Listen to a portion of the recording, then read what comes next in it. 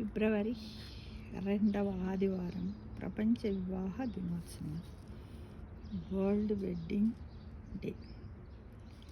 ప్రేమను పొందడము ఎంత కష్టము. మదిలో ప్రేమను మనస్సులో ఉన్నవారికి చెప్పడం కూడా అంతకంటే కష్టం. పెళ్ళి అంటే ఇద్దరు కలిసి జీవించడం కాదు, 2 కుటుంబాలు కలవాలి, 2 వేరు మనస్సులు కలవాలి, ఒకే లక్ష్యం వైపు అడుగులు వేయాలి. అదే పెళ్ళి అన్నమాట. పెళ్ళి అనే అనుబంధానికి అర్థం అంటే ప్రేమను. పెళ్ళి అనేది పెళ్ళి చూడండి, పే అంటే దాంట్లోనే మనకు ప్రేమ అనేది పెద్దలు, లి అంటే అందరితో కలిసి, మనము ప్రేమ అనురాగాలతో అందరితో కలిసి మెట్టినింటి పుట్టినింటి గౌరవాలను కాపాడుతూ, కీర్తి ప్రతిష్టలను పొందుతూ, సామాజిక నైతిక విలువలను కాపాడుతూ, వివాహ బంధం యొక్క గొప్పతనాన్ని నలుగురికి చెబుతూ,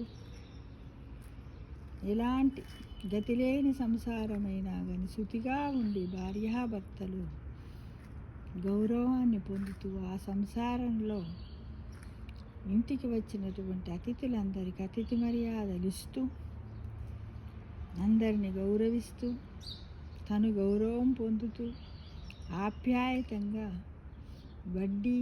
వండి వార్చి వడ్డించి ఇంట్లో ఉన్నటువంటి అత్తమామలను, ఆడబిడ్డలను, మరుదులను, తోటికోడళ్లను, యావత్ బంధుజనాన్ని కూడా ప్రేమిస్తూ ఉన్నట్లయితే దాన్ని ఒక లక్ష్యం అంటారు. కానీ నేను పెళ్లి చేసుకున్నానా, ఉన్నానా, నేను సుఖపడుతున్నానా, పిల్లలను కన్నానా, నా సంతానమే నాకు ముఖ్యమంటూ ఎప్పుడు కూడా నిస్వార్థంగా పనిచేయాలి. కానీ స్వార్థాన్ని పెట్టుకొని చేసినట్లయితే అది వివాహ బంధానికి అర్థం ఉండదు. అంటే ఆ కుటుంబంలో ఉన్నటువంటి బరువు బాధ్యతలన్నింటినీ కూడా మనం మోయాలి. కష్టమైన సుఖమైన అందరం సమపాలలో పంచుకుంటూ న్యాయబద్ధంగా మనము మన బాధ్యతను నిర్వర్తించినప్పుడే భగవంతుడు మనకు శుభాశీస్సులను కలగజేస్తాడు. ఆ వివాహ బంధం కూడా 3 పువ్వులు 6 కాయల్లా నిండా నూరేళ్ళు సంసార జీవితాన్ని మనకు ప్రసాదిస్తాడనే విషయాన్ని ఎవ్వరు కూడా మర్చిపోకూడదు.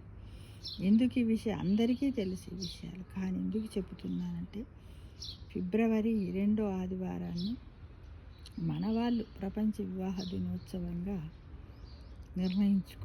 అనుకున్నారు. కాబట్టి అందరం కూడా మనస్సులో ఉన్నటువంటి విషయాలను, ఎవరెవరి వ్యూస్ ఉంటాయి, రకరకాల వ్యూస్ ఉంటాయి, మనుషులంతా ఒకేలాగా ఉంటారు కదా. అలా మనం ఒకరికొకరం షేర్ చేసుకున్నట్టయితే మనకు వివాహ బంధాలు బలపడతాయి. ప్రస్తుతం జరుగుతున్నటువంటి విడాకుల మహోత్సవాలు జరుగుతున్నాయి. ఏమీ లేదు, మొన్ననే పెళ్ళి అయ్యింది, 6 నెలలు అయ్యింది, సరిగా లేదు అంటారు. ఒక 2 సంవత్సరాలు కాగానే విడాకులు అయ్యాయి, ఇంట్లో ఉందంట. అంటే చూడండి, అటు మెట్టినింటికి ఇటు పుట్టినింటికి గౌరవాన్ని కూడా మనము మంట కలిపిన వాళ్ళం అవుతాం. కాబట్టి ఓర్పు సహనం అనేది స్త్రీకి అవసరం. భూమాత దేనికి నిదర్శనం? సహనానికి నిదర్శనం. స్త్రీని కూడా భూదేవితో పోల్చారు. కాబట్టి మనమందరం కూడా, అంటే ఇప్పుడున్నటువంటి తరంలో ఉన్నటువంటి అందరు పిల్లలు, యువకులందరూ కూడా చక్కటి వివాహ బంధాన్ని ఏర్పరచుకొని నిండా నూరేళ్ళు తమ జీవితాన్ని 3 పువ్వులు 6 కాయలుగా గడపాలని ప్రతి ఒక్కరు కూడా ఒకరినొకరు అర్థం చేసుకున్నప్పుడే అది వివాహ బంధం బలపడుతుంది. ఎందుకంటే 2 వేరు విభిన్న మనస్సులు ఉన్నటువంటి వ్యక్తులు విభిన్న కుటుంబాల నుంచి వస్తారు. కాబట్టి ప్రతి ఒక్కరు కూడా చక్కటి జీవితాన్ని గడపడానికి ఆశించాలని అందరికీ కూడా ప్రపంచ వివాహ దినోత్సవ శుభాకాంక్షలు తెలియజేస్తున్నాను మిత్రమా.